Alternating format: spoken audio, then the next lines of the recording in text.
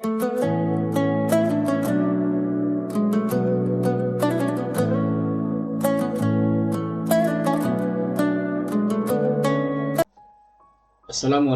warahmatullahi wabarakatuh. Yang terhormat Bapak Ibu Asesor, perkenankan saya Irfan Fahmi, dosen mata kuliah Hukum Islam pada program studi Ilmu Hukum Universitas Pamulang.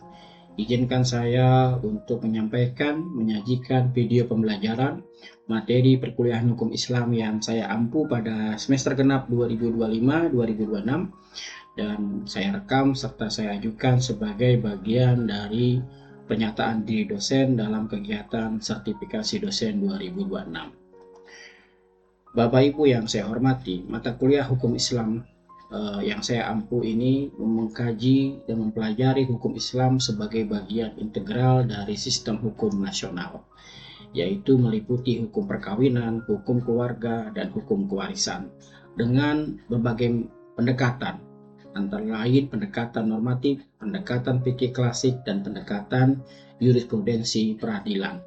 Setelah mengikuti perkuliahan ini, nantinya mahasiswa diharapkan mampu yang pertama membedakan keempat jenis kategori harta, harta bawaan, harta bersama, serta harta peninggalan dan harta waris.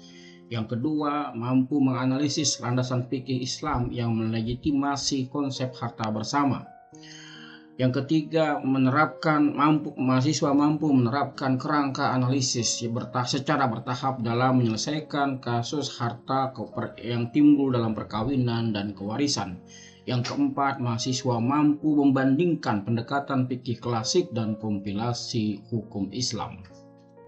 Juga di dalam video membahas ilustrasi kasus yang terjadi di tengah-tengah masyarakat maupun kasus yang diputuskan di dalam putusan pengadilan agama. Perkuliahan di dalam video ini dilaksanakan secara tatap muka langsung di kelas yang saya rekam secara langsung ketika proses perkuliahan berjalan. Metode yang digunakan dalam perkuliahan dalam video ini menggunakan metode ceramah secara interaktif berbasis studi kasus dengan pendekatan yang dapat diharapkan mahasiswa bisa langsung diajak untuk menganalisis kasus nyata dari praktik hukum di tengah masyarakat maupun yang dipraktikkan dalam putusan pengadilan agama.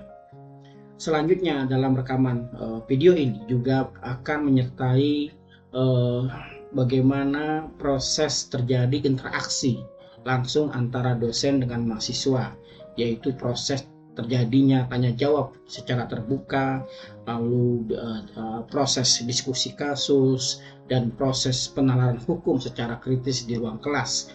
Nah, ini semua agar bisa terwujud partisipasi aktif mahasiswa dalam proses pembelajaran. Adapun sistem penilaian mata kuliah yang saya ampu, yaitu mata kuliah hukum Islam, akan disesuaikan dengan RPS, yaitu menggunakan dua metode. Yang pertama, melakukan penilaian dari aspek proses, di mana meliputi penilaian terhadap keaktifan diskusi, kemudian melakukan penilaian terhadap kemampuan mahasiswa dalam menganalisis kasus selama perkuliahan. Nah, nanti ada indikatornya, yaitu indikatornya sejauh mana ketajaman argumentasi mahasiswa, sejauh mana penggunaan dasar hukum yang tepat digunakan oleh mahasiswa, dan juga menilai sejauh mana kemampuan mahasiswa dalam membedakan konsep-konsep yang ada di dalam setiap topik perkuliahan. Kedua, tentu saja akan dilakukan penilaian akhir, yaitu berupa ujian tertulis yang di dalamnya terdapat analisis kasus, dan pada pertemuan ke-13 indikatornya adalah ketepatan dalam mengidentifikasi jenis harta, ketepatan dalam menerapkan rumus harta waris, dan ketepatan dan konsisten dalam melakukan penalaran hukum dari norma menuju putusan. Bapak Ibu yang saya hormati, demikian yang bisa saya sampaikan sebagai pendahuluan atas sajian dari video pembelajaran ini. Saya menyampaikan mohon maaf atas kekurangan dan ketidaksempurnaan dalam penyajian video ini. Sekali lagi terima kasih atas penilaian dan maklumnya. Semoga tayangan video ini dapat menjadi evaluasi bagi saya sendiri dalam meningkatkan kualitas pembelajaran saya di periode-periode berikutnya. Wallahu muwafiq ila aqwamit thoriq. Wabillahi taufiq wal hidayah. Wassalamualaikum warahmatullahi wabarakatuh. Assalamualaikum warahmatullahi wabarakatuh.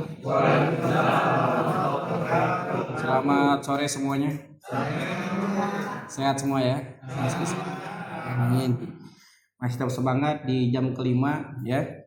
Mudah-mudahan tetap segar walaupun ini jam-jam waktunya untuk mata meram ya, sambil megang remote TV gitu ya.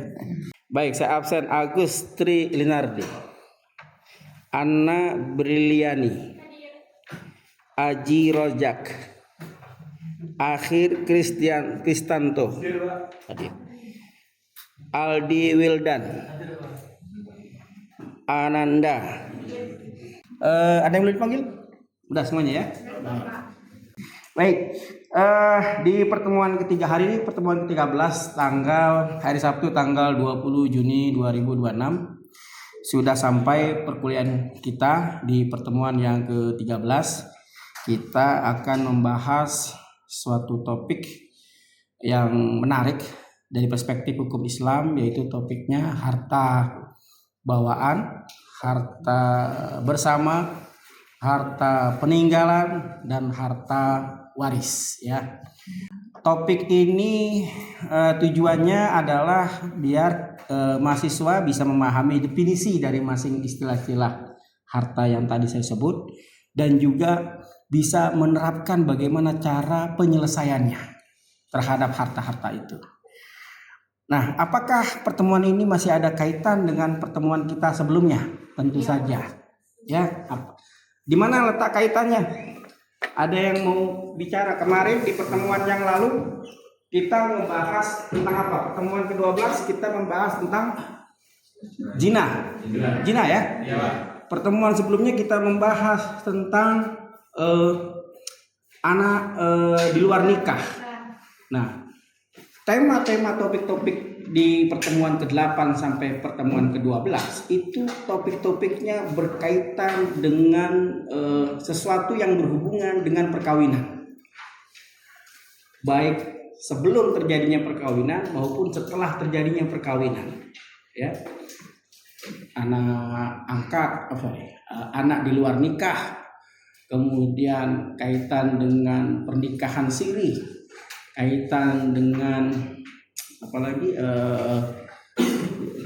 zina di pertemuan ke-12 tentang definisi zina muhson, zina buru muhson, itu kaitan dengan perspektif hukum perkawinan. Nah, hari ini kita mendiskusikan tentang harta bawaan dan harta bersama, itu masih ada kaitannya dengan masih ada kaitannya dengan hubungan perkawinan. 4 komponen: harta bawaan, harta bersama, harta peninggalan, dan harta waris. Keempat entitas ini berhubungan dengan perkawinan. Ya. Kenapa? Karena pembahasan harta bawaan, harta bersama, harta peninggalan, dan harta waris pasti dimulai karena ada satu perbuatan atau satu peristiwa yang namanya perkawinan. Gitu ya. Oke, siapa yang tadi kemarin dibahaskan harta bawaan? Kemarin sempat ada yang mendiskusikan itu, apa definisinya harta bawaan? Harta yang dibawa sebelum pernikahan. Sebelum pernikahan. Jadi sebelum pernikahan sudah ada harta.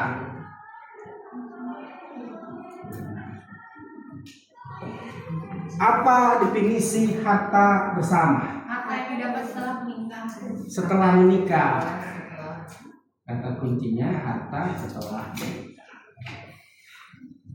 Oke. Apa dari definisi-definisi ini? Harta bawaan adalah harta yang dibawa sebelum ada pernikahan. Harta bersama adalah harta yang baru muncul setelah ada pernikahan. Definisi ini mengakibatkan apa kira-kira?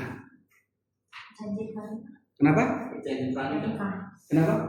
Menyebabkan perjanjian pranikah. Menjadi perjanjian pranikah. Ada lagi, maksud saya dampaknya. bagian hawa. Ketika seorang suami, seorang istri masing-masing punya harta bawaan, ya. Lalu ketika sudah menikah muncul harta bersama, ya. Apakah harta bawaan dan harta bersama akan bercampur baur? Tidak. Oke, kenapa tidak? Karena didapat sebelum menikah. Karena Harta Ya. bawaan itu Karena memang undang-undang perkawinan secara hukum menyatakan bahwa harta bawaan itu merupakan harta yang dimiliki oleh seorang istri maupun seorang suami sebelum ada perkawinan, dan harta itu menjadi milik masing-masing. Ya, milik masing-masing pribadi-pribadinya. Itu, ya. Kalau harta bersama, harta yang hasil dari perkawinan, akibatnya adalah harta ini menjadi milik bersama. Gitu. Harta bawaan, suami, istri punya harta bawaan masing-masing, boleh bertindak sendiri terhadap harta tersebut, terhadap penguasaannya. Tapi undang-undang perkawinan maupun kompilasi hukum Islam mengingatkan, meskipun itu harta bawaan suami atau harta bawaan istri, tetap punya kewajiban masing-masing untuk menjaganya. Itu, ya. Nah, harta bersama karena ini milik bersama, maka perbuatannya harus dilakukan atas persetujuan bersama. Kalau ini tidak mesti. Kalau ini mau dilakukan tindakan, ya, tidak mesti memenuhi, tidak mesti untuk dilakukan persetujuan. Itu teorinya, tapi di lapangan kira-kira kendala nggak? Kendala. Hah? Beli motor sih. Ya. Terus berikutnya, apalagi harta bersama ini dikenal nggak sih di dalam hukum Islam? Kalau harta bawaan udah jelas. Kompilasi hukum Islam bahwa masing-masing suami punya hak, masing-masing suami dan istri punya hartanya masing-masing. Itu. Mereka punya harta masing-masing, dibawa ke dalam perkawinan. Kalau harta bersama dalam konteks hukum Islam, ya, tidak ada elaborasinya di kajian-kajian fikih klasik. Nah, masalahnya di dalam kompilasi hukum Islam yang ditetapkan, dirumuskan oleh ulama-ulama di Indonesia, itu menetapkan konsep harta bersama. Lalu dari mana akarnya konsep harta bersama ini? Apakah dari KUH Perdata, BW-nya Belanda? Apakah dari mana? Ada yang tahu? Ternyata ini dari kearifan lokal bangsa Indonesia. Gitu. Sumbernya ini. Dari kearifan lokal adatnya bangsa Indonesia, kalau orang sudah menikah, yang menikah itu bukan hatinya saja.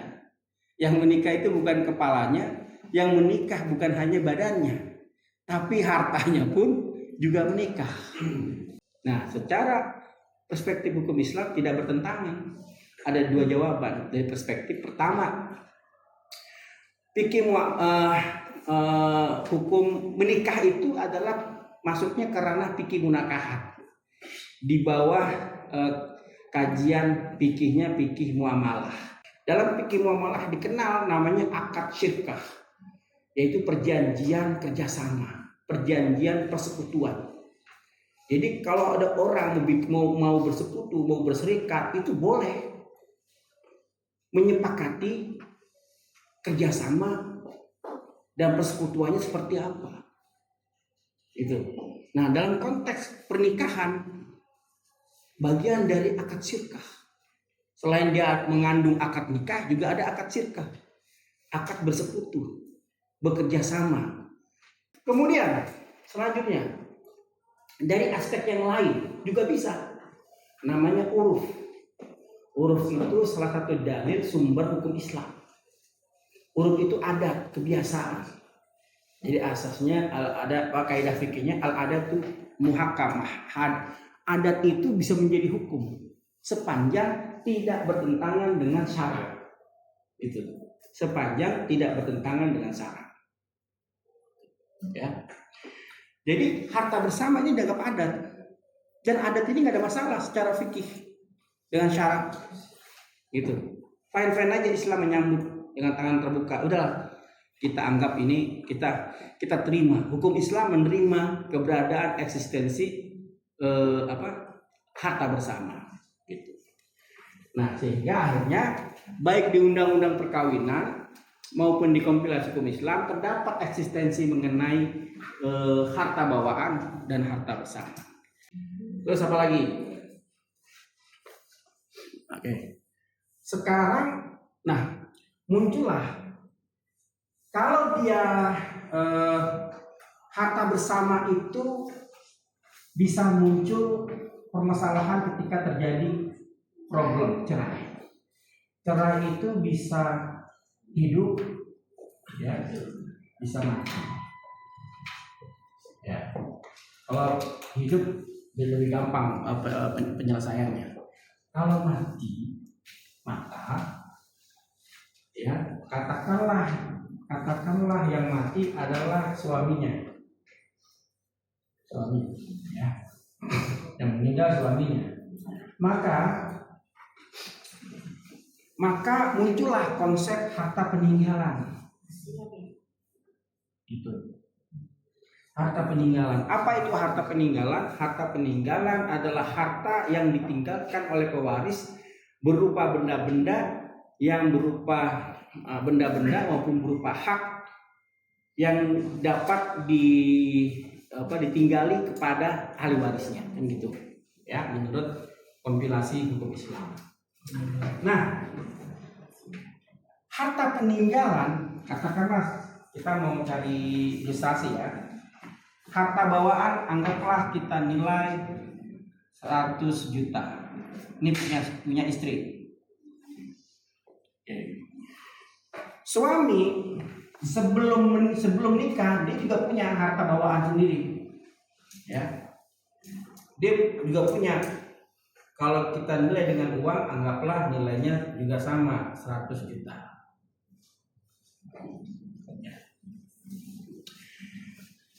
Setelah menikah punya harta juga, benda-benda, rumah, tanah. Kalau kita mau nilai dengan uang, kita katakanlah nilainya 200.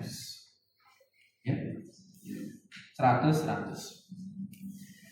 Nah, yang dimaksud harta peninggalan kira-kira berapa angkanya? Apakah 100 tambah 100 tambah 200? Ada yang mau jawab? Apakah harta peninggalan istri masuk ke harta bawaan istri masuk ke harta peninggalan suami? Tidak. Hapus. Gitu ya. Harta peninggalan istri tidak masuk ke harta peninggalan suami. Ya. Jadi yang masuk adalah 100. 100 ini harta bawaan suami. Harta bawaan. Yang ini 200 adalah harta bersama. Jadi totalnya harta peninggalannya adalah 300. Ya. Nah, harta peninggalan belum. Apakah harta peninggalan yang 300 ini bisa langsung menjadi harta waris? Tidak. Nah, supaya dia menjadi harta waris, apa yang harus dibersihkan? Apa yang harus dibersihkan? Kewajiban dari suami. Kewajiban dari suami. Ya. Potongnya di mana? Motongnya di sini apa di sini? Peninggalan dulu. Kalau mau bertransisi ke masuk ke harta waris, maka yang harus dibersihkan dulu yang mana kira-kira? Karena harta waris itu rumusnya harta bawaan, ya, ini rumusnya sama dengan HW itu, harta waris itu harta bawaan ditambah setengah dikali harta bersama. Ya, harta bawaan ditambah setengah harta bersama, masih bisa juga minus apa nih? Utang. Utang pribadi. Utang pribadi. Kalau diambil lagi untuk biaya-biaya, mungkin kalau dia meninggal, mungkin biaya rumah sakit, Biaya pemakaman dan lain-lain. Jadi harta waris adalah harta bawaan ditambah harta bersama, dikali setengah dulu ya. Iya. Ditambah utang pribadi, ditambah biaya-biaya lain.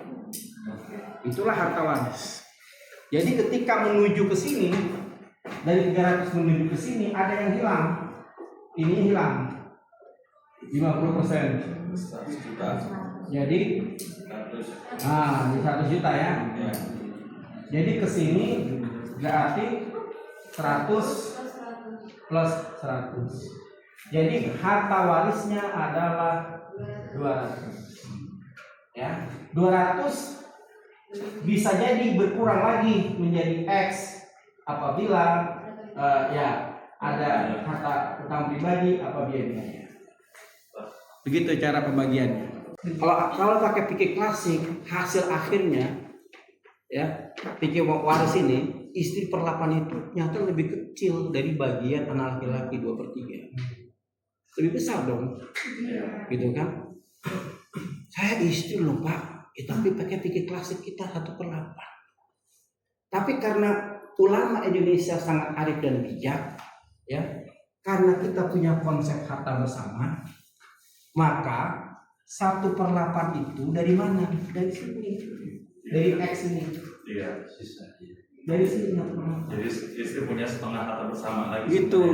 Nanti istri ditambah, berarti bagian istri adalah X ditambah 100 juta. Dari mana 100 juta? Dari sini. Iya, setengah harta bersama. Jadi hasil akhirnya istri lebih banyak. Iya kan? Lebih banyak. Itu kalau pakai fikih kontemporer sekarang ala kompilasi hukum Islam. Itu KHI. Itu ya. Sebelum nikah sama bapaknya dikasih warisan tanah kosong. Ya. Sudah diberikan warisan tanah kosong. Ya. Tanah kosong. Jadi sebelum nikah tanah kosong. Setelah menikah sama suaminya dan nikah bikin rumah. Bikin rumah di sini. Bikin rumah. Tahun kelima bikin rumah. Tahun ke-10 perkawinannya, tahun ke-15 perkawinannya cerai. Bagaimana status terhadap harta tanah dan bangunan ini? Apakah ini dihukumi sebagai harta bawaan atau harta bersama? Rumahnya bersama, si tanahnya bawaan. Jadi ketika dijual kan ketemu udah jumlah nominal. Jadi ibaratnya yang harga buat tanahnya sendiri ya itu punyanya si istri kayak gitu kan. Iya. Terus rumah itu ya berarti setengah. Jadi di setengahnya gitu Pak. Ya. Sedangkan jual rumah dan tanah. Nah, jadi tanahnya tetap ini harta bawaan, rumahnya adalah harta bersama. Gitu ya. Jadi bangunan rumah harta bersama. Jadi kalau ada konflik, misalnya ada konflik, maka cara penyelesaiannya adalah tinggal ditaksir. Tanahnya berapa? Bangunannya aja, karena nggak usah. Tapi kan tetap harus dijual sama tanahnya tadi Pak. Oh bisa. Kalau mau dijual, berarti penaksirnya lengkap. Harga tanah dihitung, harga bangunan dihitung. Kalau misalnya harga tanahnya 70% misalnya, harga tanahnya 70%, harga bangunan 30%, ya maka ketika dijual udah bagi porsi seperti ini. Gitu, ya. Izin bertanya Pak, jika rumah itu bawaan istri, namun ditempati setelah menikah nih Pak sama istri. Nah di rumah itu ada banyak lagi nih diperbaiki sama suaminya, seperti dapurnya diperbaiki lagi. Nah itu gimana Pak? Ya, sepanjang masih bisa terumuskan dengan baik berapa biaya-biaya renovasi rumah yang sudah dihabiskan bisa dirumuskan. Misalnya saya pernah begitu, ada kasus klien saya, tapi untungnya klien saya bisa mendokumentasikan arsipnya dengan baik. Pak, rumah itu memang sudah ada. Tadinya rumahnya itu seluas 30 meter persegi. Ketika saya menikah, saya tambahkanlah Pak, dikit-dikit lah. Totalnya akhirnya jadi 50 meter persegi. Jadi saya nambah bangunan adalah 20 meter persegi. Gitu. Bapak bisa buktikan? Bisa Pak, ini ada. Jadi pengeluaran kwitansinya lengkap. Berikut laporan keuangannya. Gitu ya. Lengkap. Oh, jadi Bapak habis segini nih, habis bangunan. Iya, segini Pak saya habis. Gitu, ya. Nah, tinggal nanti ya hakim akan menilai. Waktu dalam kasus saya dikabulkan karena kita bisa dokumentasi. Gitu, ya. Baik, alhamdulillah kita sudah sampai melebihi 30 menit. Ya, aplaus untuk semuanya. Terima kasih. Pembelajaran perkuliahan kita hari ini di pertemuan yang ke-13 yang bertema tentang perspektif hukum Islam mengenai harta bawaan, harta bersama, dan harta waris sudah kita sama-sama diskusikan hari ini. Semoga bermanfaat buat kita semua.